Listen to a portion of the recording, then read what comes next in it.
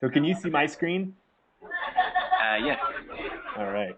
So I guess I'll go ahead and get everybody together, and then I'll kind of let everybody know where we're at and turn it over to you guys. That sound okay? that sounds great. Thanks. And we think this will go about an hour. Oh, not even that. Okay. My presentation will be probably less than a half an hour, and then if we want to talk through some things. Okay, great. I'll get everybody situated.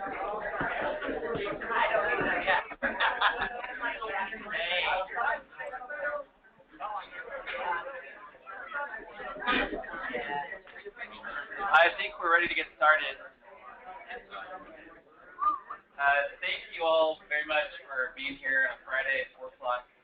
I apologize for asking you to do that, but hopefully I just was talking to Chris and John, and they said this will take less than 30 minutes. So hopefully we got it pretty quick. Don't be too excited. I did want to tell you, just kind of give you an update. Sure, you have my first. I did want to give you an update on kind of where we're at and what's next. As you all know, you've all been working on the program inventories, and I really appreciate all the effort that you put into that because everybody did a great job. We've gotten those back from everybody. We've met with Kay and kind of gone over that with her and got some of her feedback. Chris and John are reviewing the program inventories now as well. So we'll be meeting with all of you next week to kind of hopefully be one last final review and finalization of the program inventories. This next step that we're getting ready to talk about is the program costing. So once we've identified all the programs and services that the city provides, we'll be taking the budget that we currently have and allocating that across the programs that you all have identified. So the training today is all about how we do that. John and Chris have developed a lot of templates and things like that to kind of take us step by step through the process. Once we complete that, that'll be having the training today. We won't start costing until we've kind of finalized the inventory. And so once we have finalized the inventory, then we can begin the costing. Hopefully that'll take, a few weeks. And then we'll move on into the program scoring, which we'll also have another training for. So with that, I'll go ahead and turn it over to Chris and John. Like I said, if you have any questions, obviously he can't see you. So if you have questions, just kind of throw your hand up and I'll interrupt him and make sure that everybody has a chance to ask your questions. So don't ask any questions. Did I just hear question number one was, can we get out at 4:25? Yeah. All right. And can everybody hear me okay? Great. All right. So the objective today is I'm going to walk you through the program costing template that you'll be receiving and kind of just describe the logic of how this worksheet works. It's pretty simple, but there are some ways still to mess it up. And we'll certainly be around and on call as you're going through the work of filling out the template. So if you do run into any questions whatsoever, they're usually pretty simple fixes. But we're recording this session as well. So I'm going to try to keep it somewhat brief and on target so you can refer back to the instructions and hopefully do some troubleshooting as you go through it. But the overall logic of our approach to program costing, and this should be the real step one instead of what you see on the screen, but we wanted to make it simple. A lot of my background experience came through utilities and developing rate models. And the calculation of rates can sometimes be overly complex and unnecessarily so. As I moved into work in internal service funds or chargeback systems or cost allocation plans, my entire focus was how do we develop a process to develop these costs that is just simple to do and accurate for our needs. For those of you who probably have experience in trying to get grant reimbursements, sometimes the federal regulations to go through a costing exercise and submit reimbursable expenses is pretty wild and oftentimes so cumbersome. You wonder, is this really the true cost of providing what we just did? And then lastly, sometimes you hear about a costing approach that is more like a time and motion study, those things that really strive for an extreme level of precision because that seems like the right thing to do and we're going to get a better sense for how much something costs. And our argument was always, if you go down that kind of a path and you strive for precision and you take a stopwatch out and you find out exactly how much time it takes somebody to do something, that's only relevant for a snapshot in time. And if you develop that level of precision for a program cost for 1 year, there's no telling that it's going to be completely different the next year.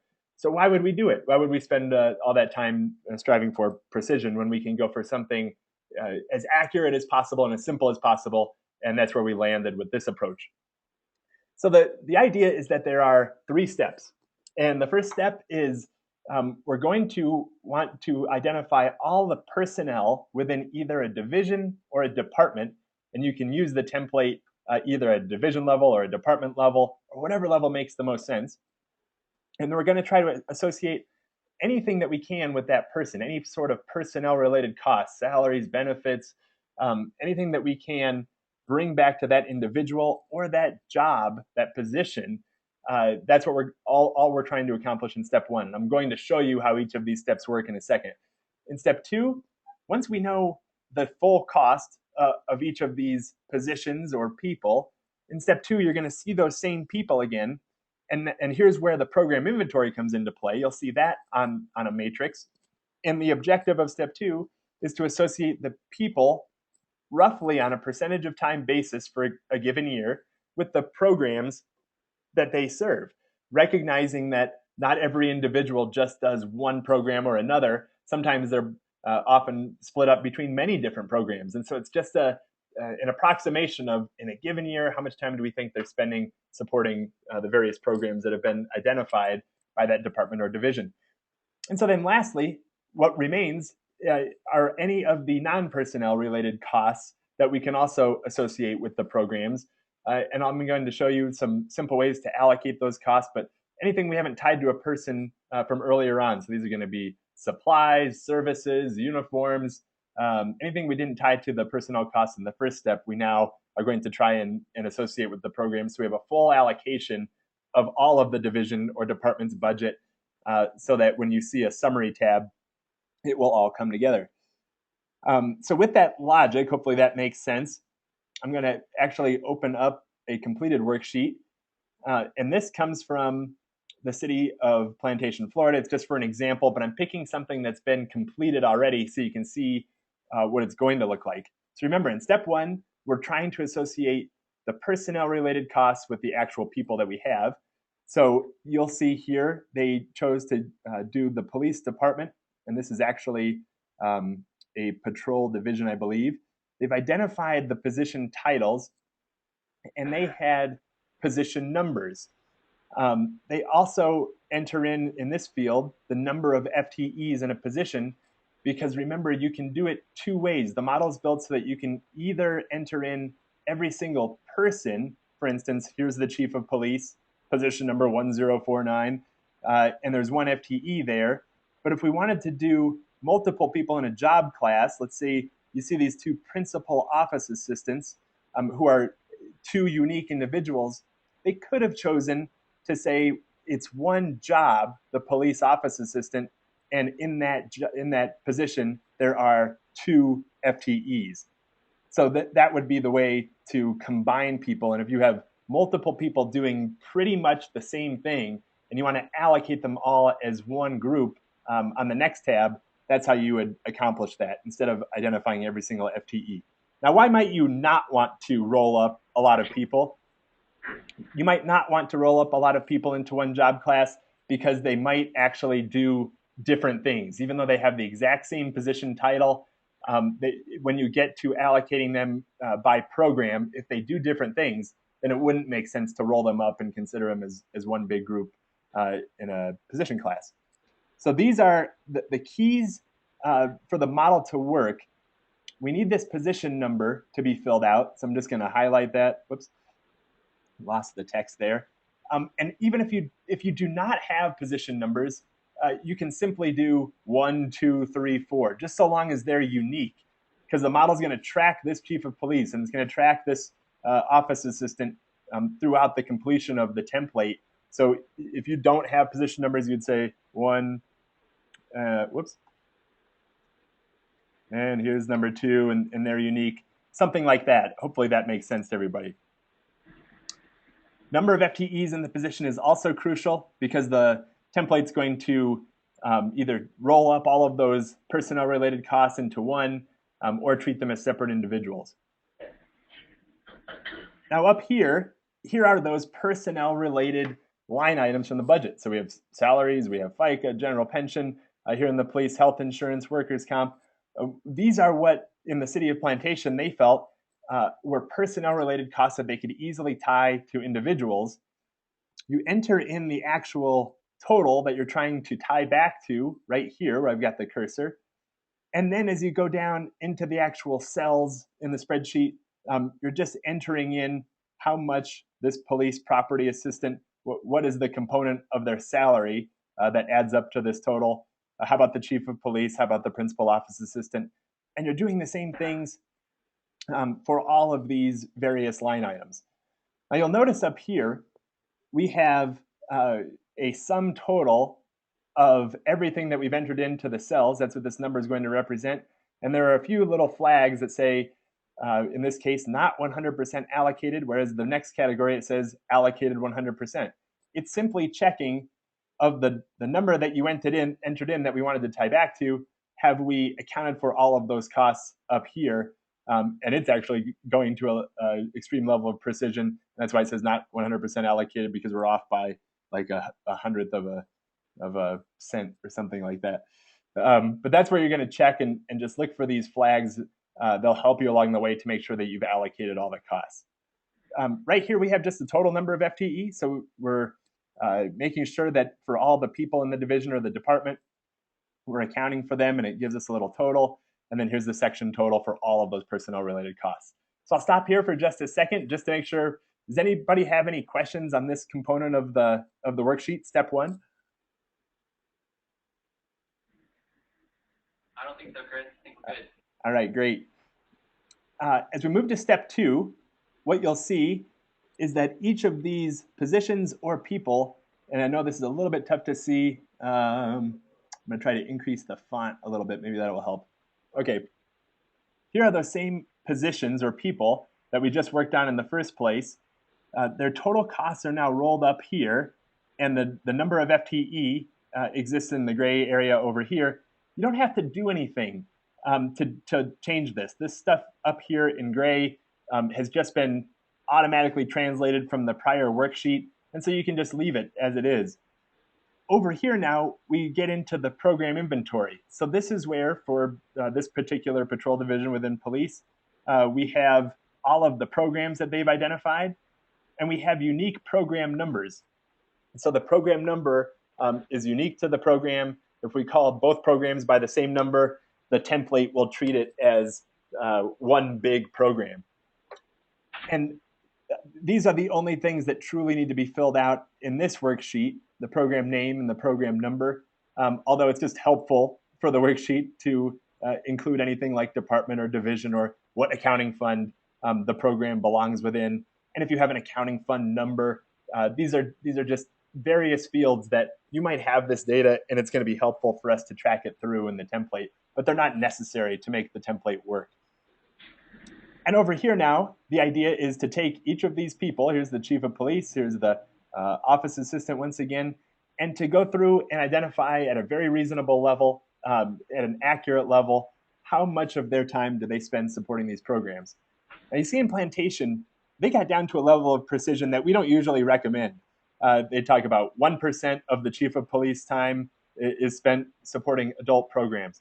If you have the information, if you actually believe that that is reasonable, that you can get down to a 1% level, then great. We're not going to say that that's incorrect or anything. It's only, we wouldn't advise you to go anywhere below 5% or so, just as a general rule of thumb to keep in mind, because anything below that, it starts to get a little bit fuzzy. It's within a margin of error, okay? And the idea is that we're allocating 100% of that position. And up here, once again, the flag is telling us, have we done that? Have we been successful? If I eliminated this 1% from the police, chief of police, you see that it says staff not allocated 100%.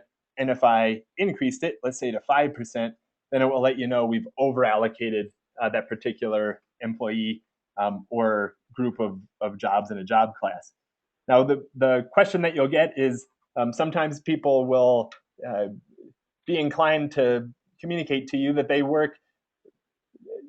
have a tremendous amount of responsibility, and they work the jobs of 4 or 5 people, and they want to be allocated at 400% to represent all of the great work that they do. Uh, the idea is it should only add up to 100%, but I can almost guarantee that you're going to run into that question as you're working with people to complete the exercise.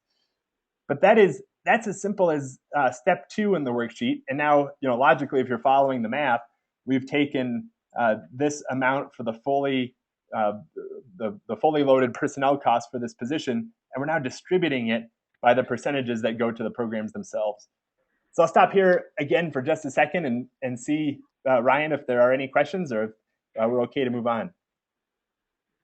I think one thing I do want to point out here, Chris, is that for step 1 and step 2, before we provide the template to everybody, we will have already filled out most of this for them, except for the percentages. So we'll have loaded the personnel and the associated budget and the benefits and things like that, so that when you get here, really your main part of this would be allocating the people out. So we'll take care of all the other stuff for you. Does that make sense to everybody? Yeah. Okay. Excellent. One second, Chris. Stu? The program numbers, are they unique to your department, or is that going to be like citywide, so we need to coordinate with everybody? Yeah, good question. We're going to probably want to come up with the unique program numbers ahead of time. As the program inventory is complete, we're going to try to assign those numbers as well. So Ryan, that's probably something we'll work on together with you, is just to make sure as you're loading the templates prior to distribution that we end up with those unique program numbers for every program identified so far. So as we finalize the inventory, we'll assign a number to it and we'll load it for you. So we'll be good there. And that's not to say that there won't be the ability to make changes in a program. Say as you get into the program scoring phase, if you get to program scoring and you realize, wow, we should have broken up this program, it's just a little too big. Or even in the program costing, as you're going through this exercise and you realize this program's just too big, we want to break it up, that's okay. The process evolves a little bit like that. So if that happens, let Ryan know, and then we'll just come up with a way to break that program up, assign one unique number and assign another something towards the end of the list so we don't lose track. Okay, I think we're ready to move forward. All right. So the third step, what you'll see is that these exact same programs now flow through.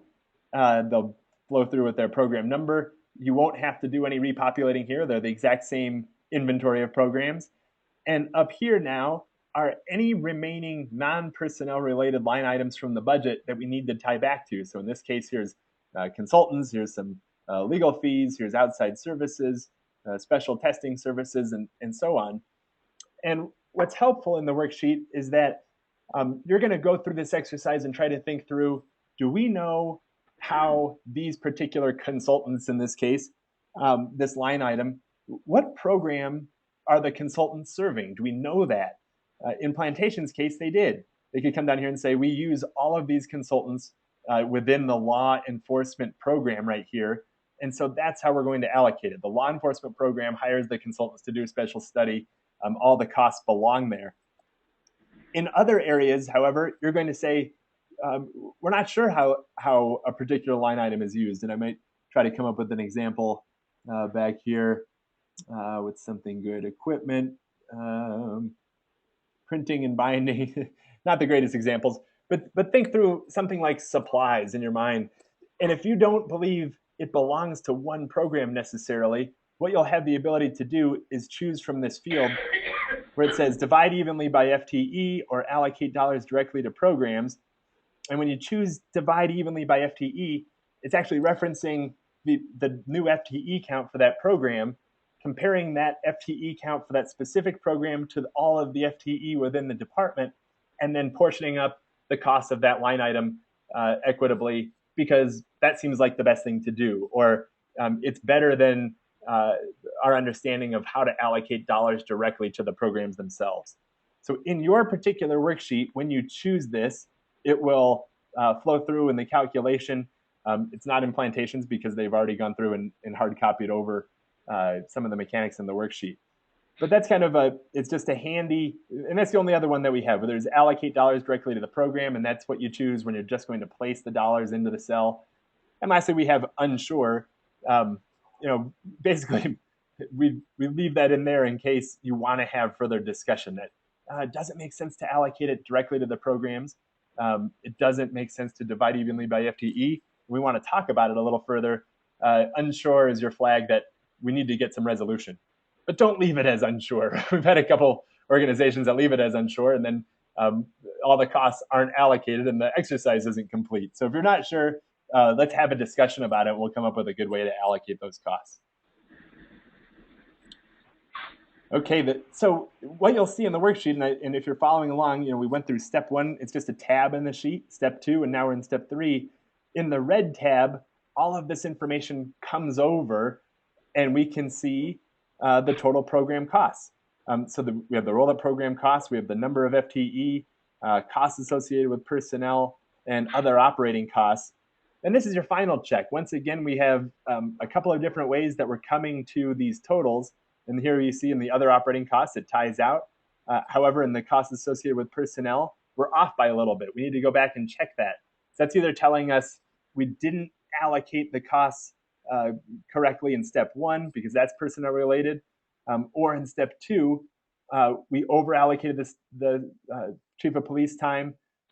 It's flagging that we need to go back and check these things. So hopefully with these checks, you want all of these ultimately to read ties out, and then you can feel good that you've completed the exercise and get it back to Ryan.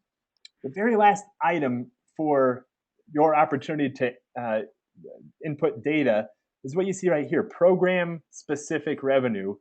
And if you remember, the concept here is that some programs charge a fee, or there's some sort of grant dollars that are coming in that are meant to pay specifically for that program.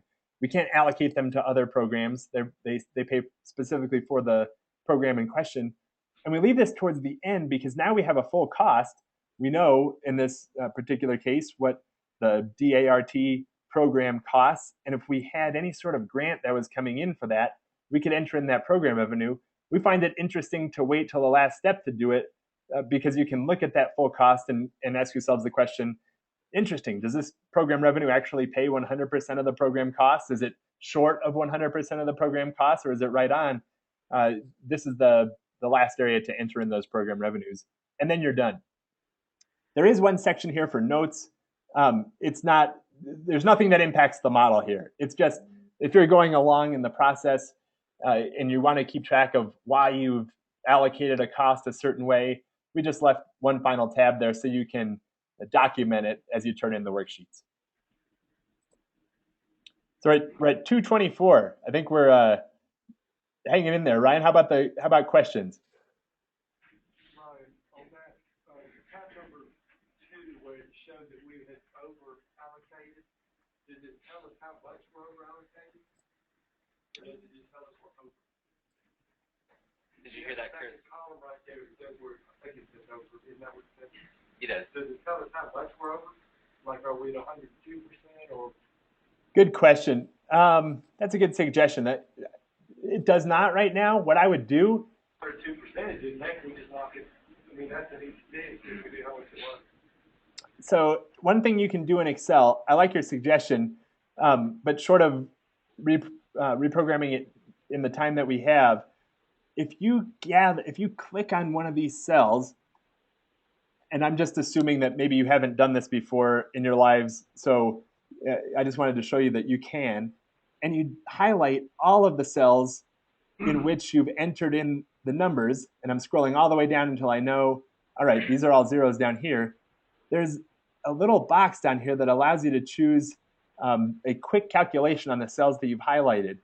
And if I go to sum, I can see real quickly I'm at 104%. That would be the easiest way that I would do if I got the message over allocated and wanted to see, oh, how much over am I? is just to select those and choose sum in this little handy calculator in Excel. Any other questions? Yeah. Part-time employees that work different amount of hours in a program, can we group them and allocate the funds across them, or do we have to individualize each person's? Good question. So if those part-time employees do the same thing, then yes, you can group them all here, and in the number of FTEs, add up the part-time employees, and if it comes out to 2.5 or something like that, when it flows over to this sheet, you'll still want to allocate 100% of those 2.5 part-time employees. Does that make sense? Yeah. Okay, great. Maybe one last, that sparked my memory to anticipate another question you might have.